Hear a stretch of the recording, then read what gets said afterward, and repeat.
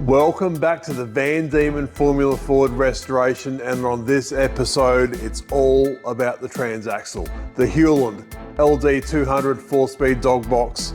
We have the cases refurbished, we should have the parts we need, we are ready for assembly.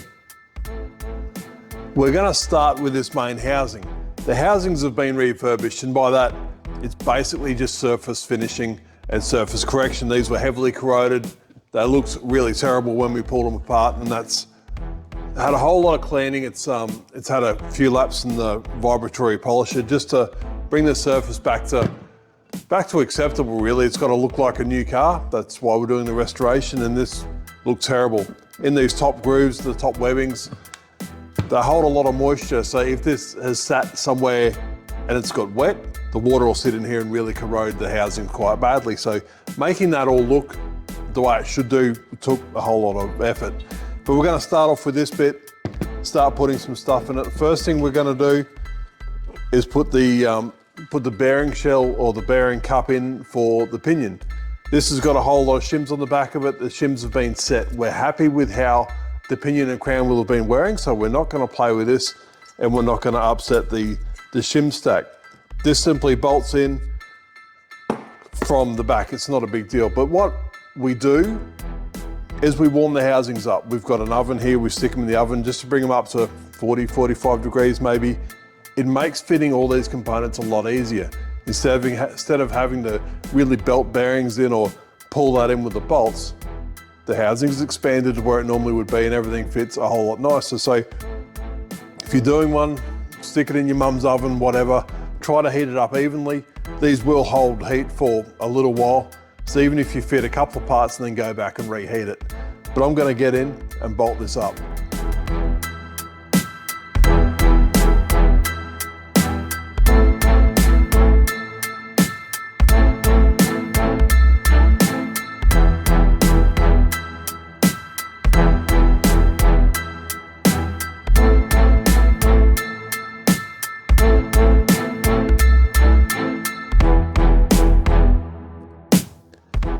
Now that we've got the pinion bearing in, the next one to go in is for the lower shaft. It's got a locating bolt or grub screw in the bottom that holds this bearing in place. It's got no shoulder that it goes up against. It just sits in that bottom groove and floats around. And if that one doesn't go through and lock into this bearing can fall out either way, which isn't good for anybody. There'll be a lot of sad faces. So I've still got the housing warm. I've marked on my bearing the orientation with a bit of paint pen, and same on the gearbox, so I can line that up, bump it through, then look through that bottom hole to know when that hole's lined up.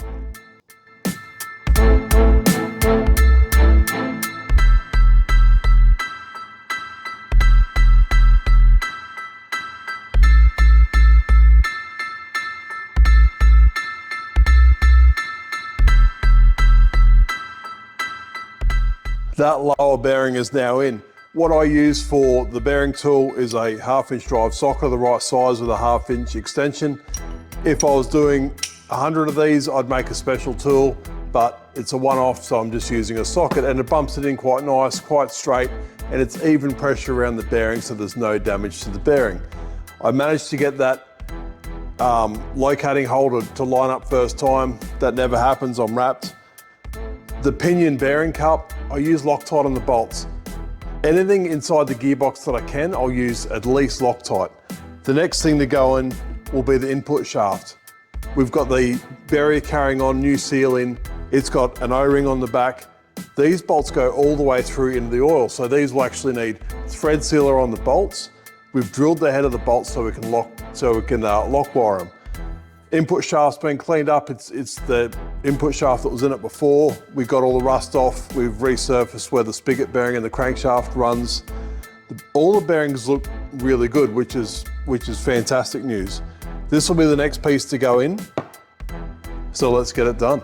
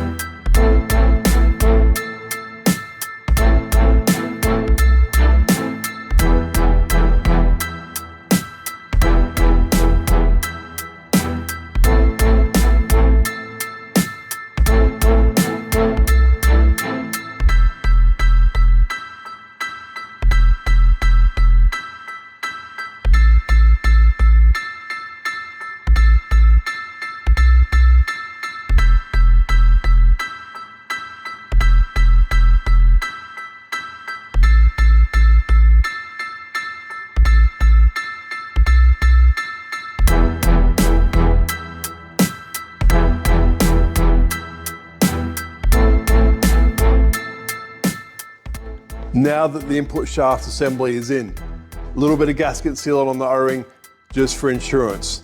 Thread sealer on the bolts, and then they've been lock wide. This generally will never get serviced, this part of the gearbox. It's only when something breaks or something goes wrong that this will actually come apart. So if we can prevent the bolts falling out or any oil leaks, we'll do it now. Then we don't have to worry about it ever again. Next part to go in will be the drive stub for this side of the crown wheel.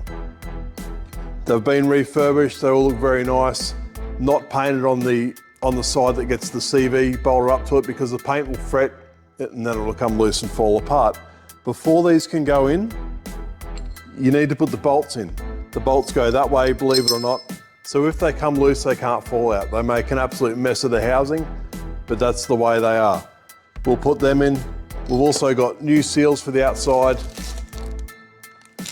Only because the old seals are that old and this has been sitting around for so long, the seals shrink, they lose their shape, and they would have absolutely leaked for sure. And to change that seal, we have to strip it down to this point. So we're gonna do as much preventative work as we can while we are at this point, and then keep moving forwards. The shim stack for the crown wheel bearings, we're not gonna change it. We're happy with where the pinion run on the crown wheel. It all looked really good, so we're not going to disturb it. We'll certainly check backlash, but as far as setting up a new diff, that's not something we need to do today. Now, everything's cleaned up, we can just start putting things in this gearbox.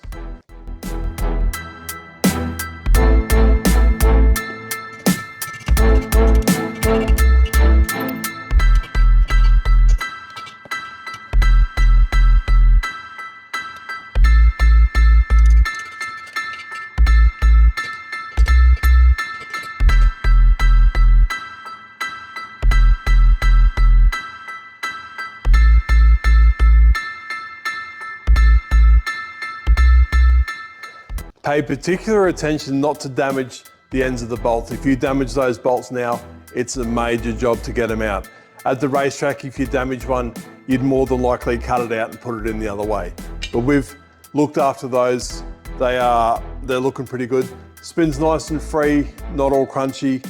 On the inside, it's got a circlip groove that stops that bearing from floating out of the housing. If it didn't have anything, that bearing would just come out of the housing and fall inside the crown wheel bearing, which certainly wouldn't be ideal. Circlips only go one way. They've got a sharp edge and a blunt edge or a rounded edge. I always put the sharp edge out, away from the loaded side. Only expand them as much as you absolutely need to get them in the groove. Otherwise they will lose their tension, they will lose their spring, and they'll be more likely to fall out.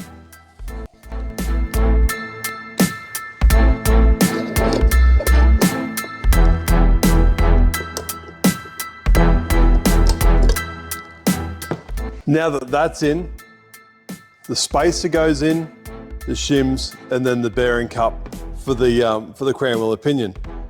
So that only goes one way actually. It's also used to stop that axle flange from floating in and outside the housing. That goes in. The shim stack that we took out of it, because we're not changing where the pinion's running on the crown wheel, and we're not changing the preload at this point. So now I've got the shims together and that last outer bearing cup. And now I'll just tap them home. And next up we can get into the big bits, the crown wheel and pinion. These gearboxes are super lightweight, to the point where the pinion shaft is actually hollow.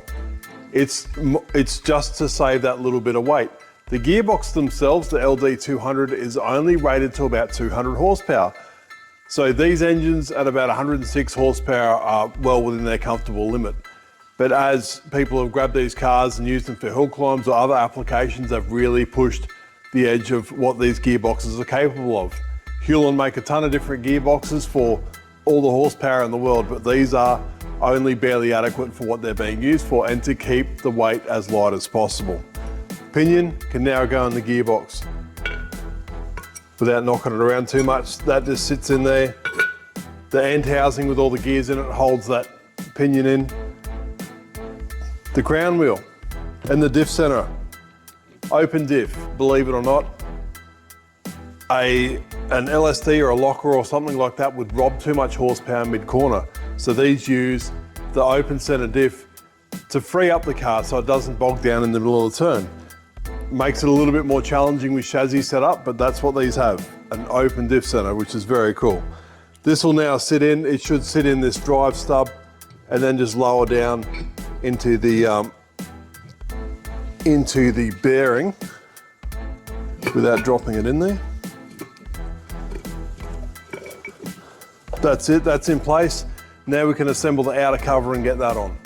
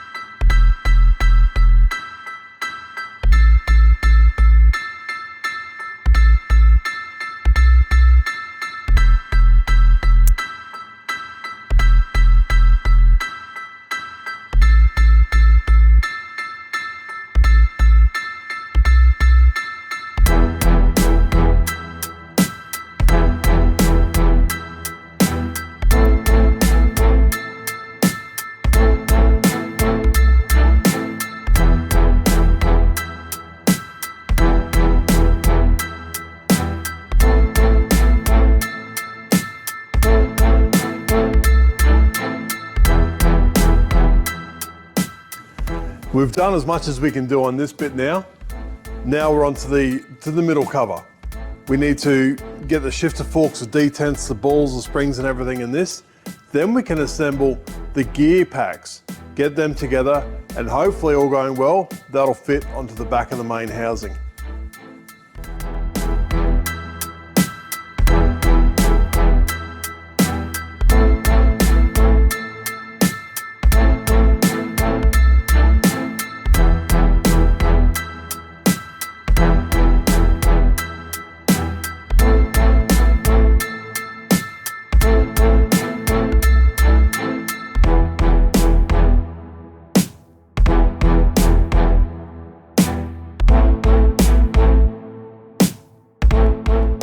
I do use assembly lube when putting the selector forks and the shafts and everything together because it holds the balls in place, and it also seems to take ages to get oil up into the selector shafts when the car's actually running.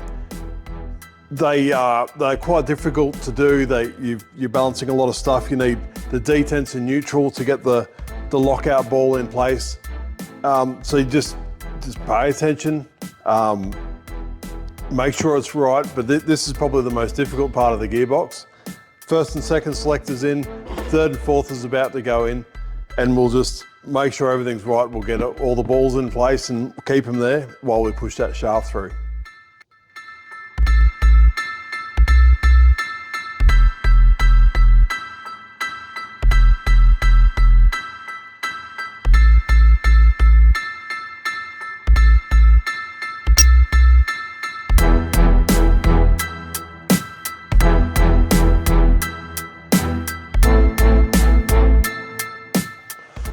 The selector forks are in, and I've got to tell you that job sucks. It's probably the first time I've ever actually had to do it. And the only reason we've had the forks out is because we've cleaned the housing so much. They've been acid dipped and they've been put in the tumbler. So we had to pull everything out to make sure it was clean and not get any contamination in there. All the detent balls are in there where they should be. They all work well. And that's about as much as we can do with that housing at the moment. Next up, we've got all the gears laid out. From the crown wheel pinion, it's pretty easy. First, second, third, fourth. That's it. The bottom shaft, you've seen on the previous video when we pulled it apart, it's an extension for the input shaft. It slips on, it's really easy to use. So I can actually assemble that outside of the gearbox. Simply put on first gear, put on second gear, spacer, third gear, spacer, fourth gear, and then that's done. I can now fit that to this housing, and then that's the bottom part of the gearbox done. Then we can assemble the top half and get it into the main case. When assembling the main pinion shaft, it's actually not so difficult. They have a central drive hub like this. It provides the drive to the pinion shaft. The dog ring then connects to the outer side of it. So when it engages the gear, it therefore provides the drive. Needle roller on each side and the gear. And same on the other side. Needle roller goes on and then the gear. So that's 2 gears with the dog ring installed. Another one of those and we can fit those to the main pinion shaft.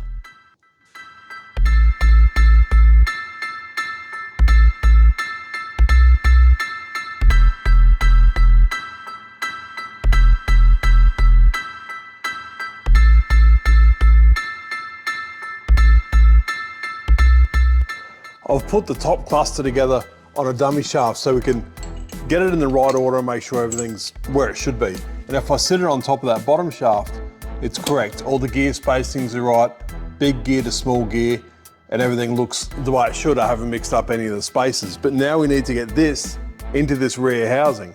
So if I grab the rear housing, spin it around a little bit, I need to feed this in and line up all the dog gears, all the dog rings as it goes in. So without dropping everything everywhere and my dummy shafts coming apart.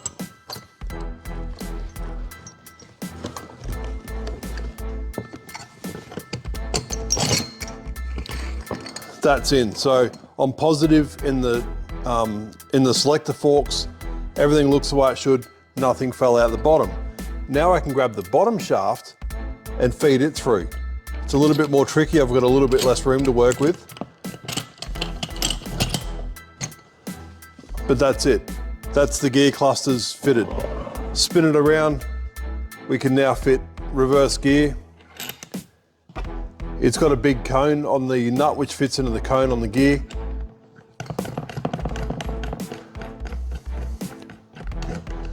Spin that on like that, and all going well, I should be able to fit this onto the back of the gearbox. My dummy shaft just fits over there. It's not the right dummy shaft for it, but it's pretty close, it'll do. And just wiggle it in and it should pick up the splines on that shaft, hopefully.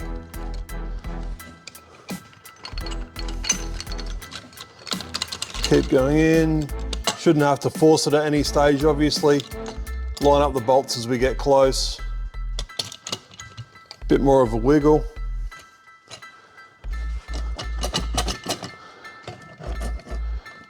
Now we're about where the input shaft is hooking up with that, that extension.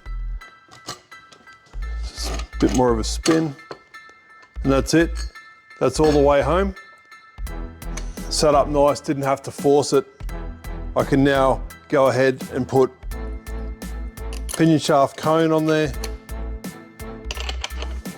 The drive cog for the reverse gear.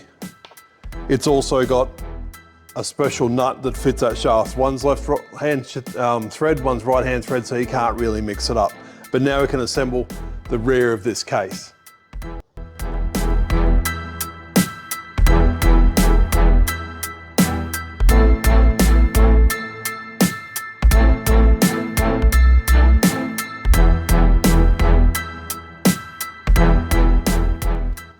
For those of you with a really keen eye will notice there's an O-ring groove around the back of the housing.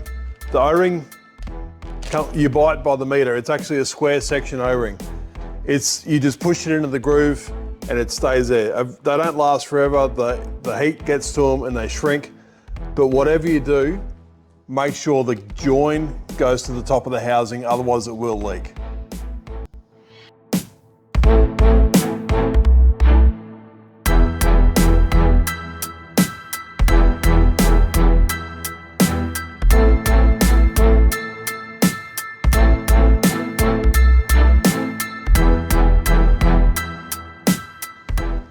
The hardest part about getting reverse gear together is the selector fork. It's got a spring and a ball in it, and you can be sure when you're doing this in the pits and there's 1,000 people watching, it's the ball that's going to fly across the pits.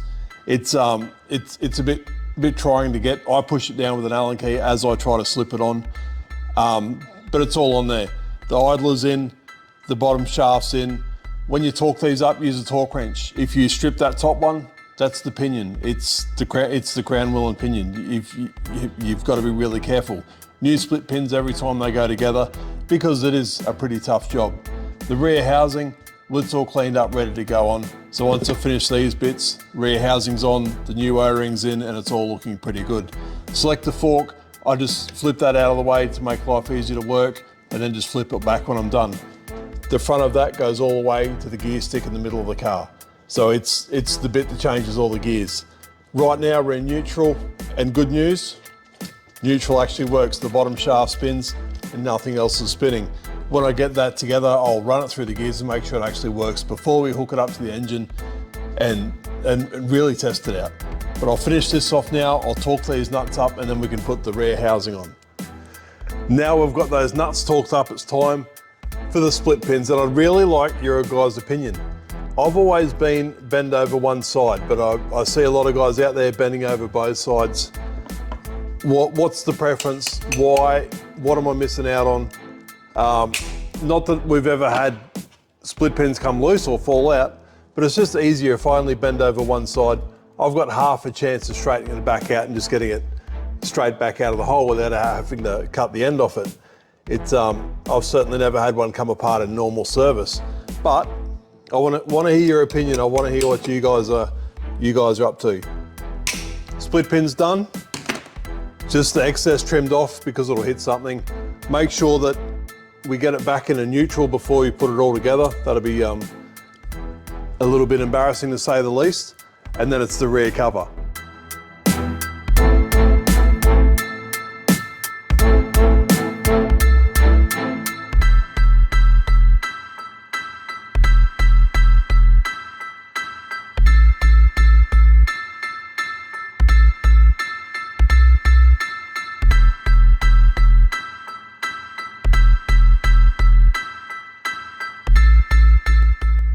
And that's it for this episode. The Hewland LD200 is all together. All looks the way it should, and it all went pretty smoothly, really. If anyone's got a great suggestion on how to get that reverse gear shift fork in, I'd love to hear it. I don't do these anywhere near as much as the FTR gearboxes. So any tips or tricks, I'm all ears. I'd love to hear it. Subscribe if you haven't subscribed. Definitely stay tuned for the next episode. It's all assembly from here on in. Thanks for watching, and I'll see you next video.